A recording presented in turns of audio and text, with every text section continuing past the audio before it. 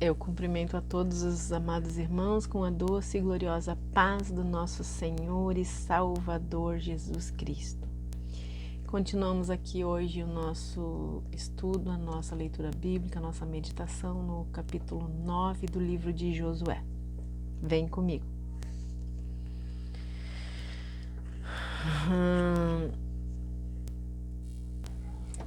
Queridos, eu mais uma vez vou ter que pedir perdão pelo barulho que vocês vão ouvir lá de fora, tá? A rua tá bem barulhenta hoje, mas eu peço que os irmãos foquem aqui na nossa leitura, tá bom? Vem comigo. Capítulo 9 do livro de Josué.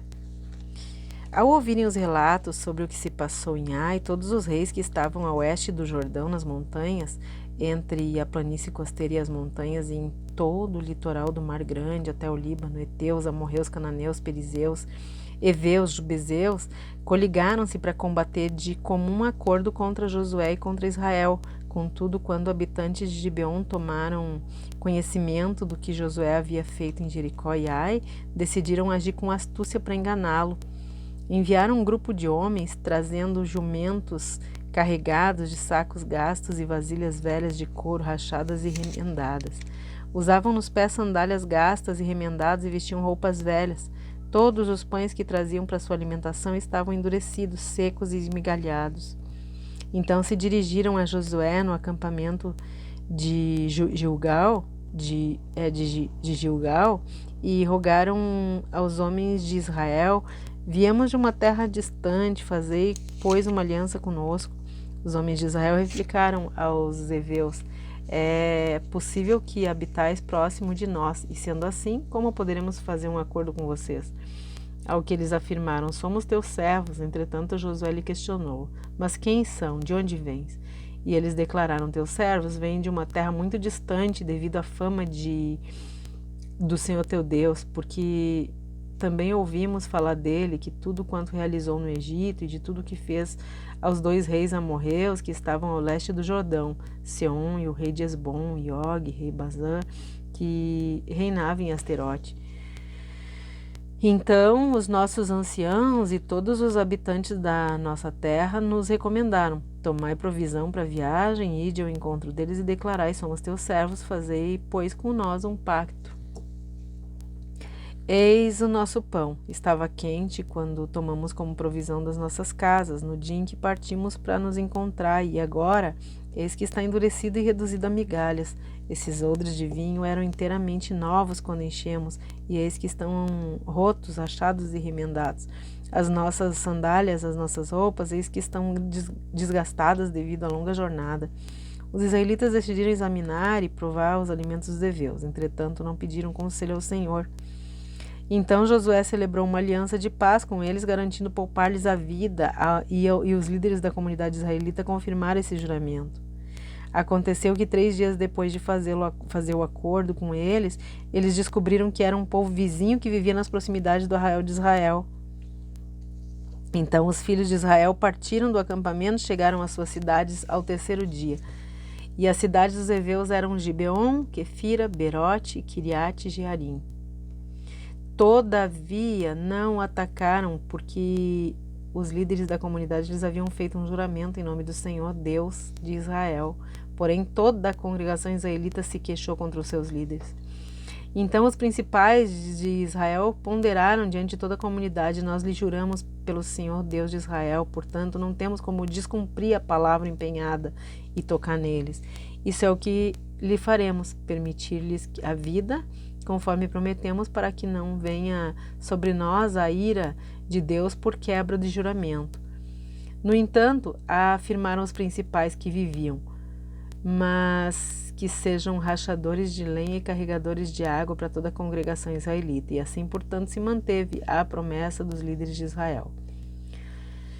Então Josué convocou os gibeonitas e os interrogou: por que nos enganastes, argumentando estamos muito distantes de vocês, quando na verdade habitavam em nossas cercanias? Agora, pois, sois malditos e jamais cessareis de ser escravo, trabalhando de sol a sol, como rachadores de lenha e carregadores de água na casa do meu Deus. Eles explicaram a Josué: é que se anunciou com certeza aos teus servos a ordem dada pelo Senhor teu Deus a Moisés, seu servo, de vos entregar toda essa terra e exterminar diante de vocês todos os seus habitantes. Por isso, com a vossa aproximação, fomos tomados de um pavor desesperador pelas nossas vidas. Eis porque agimos assim. Agora, pois, estamos nas tuas mãos. Faz-nos aquilo que te parece bom e justo. E assim Josué os tratou, livrou-os da mão dos filhos de Israel, que não os mataram. Mas naquele dia Josué determinou que passassem a ser rachadores de lenha e carregadores de água a serviço da congregação israelita e do altar do Senhor em qualquer lugar que o Senhor escolhesse para sua adoração. E o que eles são, e é o que eles são até o dia de hoje.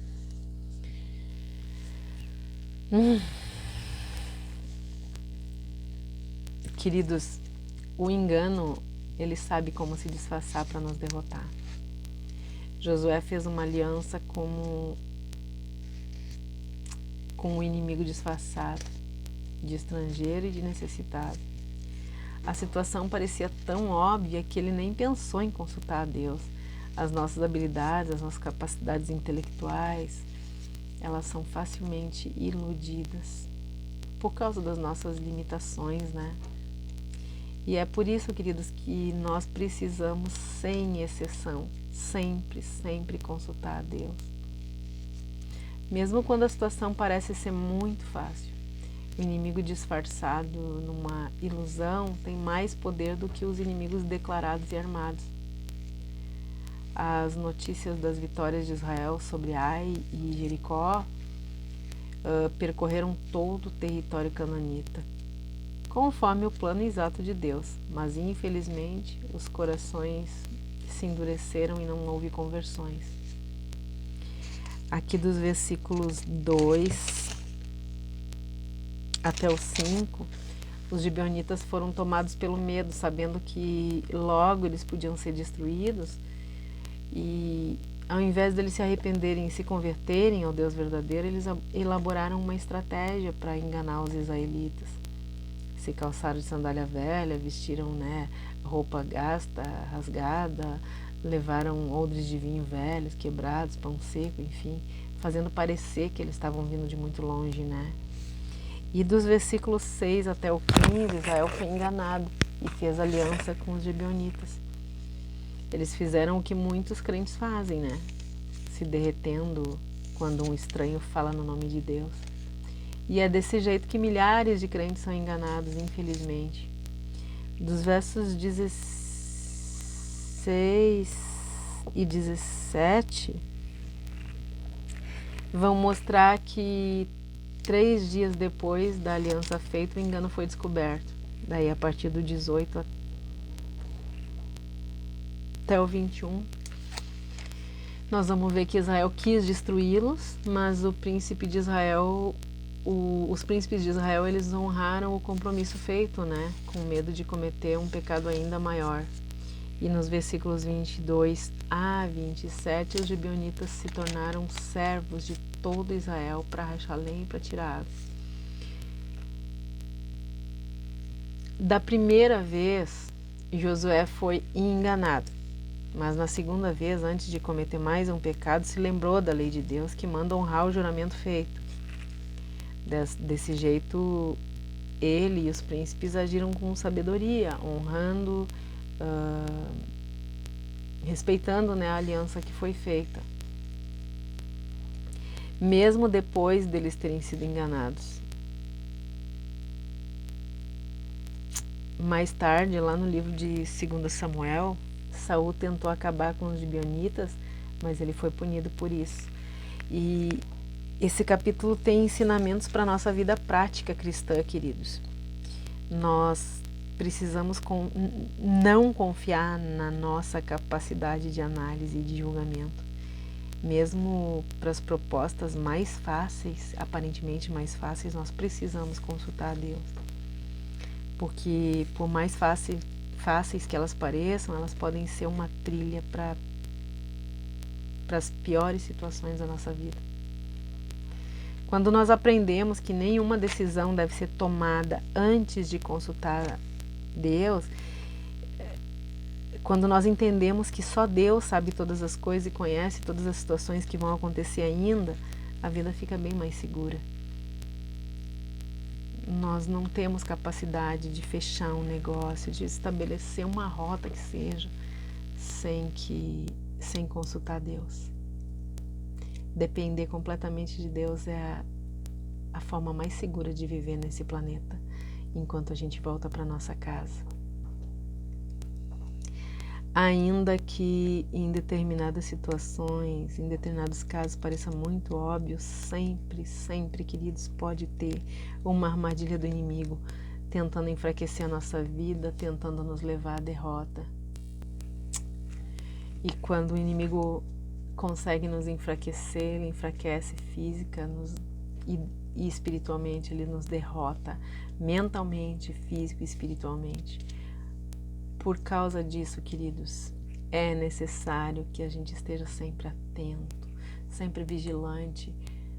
Se cometer erro, empregando a nossa palavra, nós temos que cumprir, assumindo todos os riscos, como Josué fez. E também nós precisamos saber que alguns pecados, como a mentira, gera consequências que duram para sempre. Os gibeonitas, eles enganaram a Josué, mas a punição foi para toda a vida. A única forma de não ocupar o lugar de enganador e nem o lugar do enganado é submeter a nossa vida inteira, o tempo inteiro, a Deus. Para isso a gente só precisa seguir 3 passos: orar e apresentar a Deus a questão. Depois a gente busca na palavra de Deus em qual mandamento se encaixa a situação. E ficar atento à voz de Deus, porque Ele fala de muitas maneiras. Ele já usou até uma jumenta, né, para falar com o servo rebelde. Então, se nós buscarmos a orientação dele sempre, a gente não erra o caminho. Deus nos abençoe e nos guarde, que Ele tenha misericórdia de todos nós, que Ele perdoe os nossos pecados e que Ele faça resplandecer o seu rosto sobre todos nós. Um forte abraço e até o próximo capítulo, em nome de Jesus. Amém.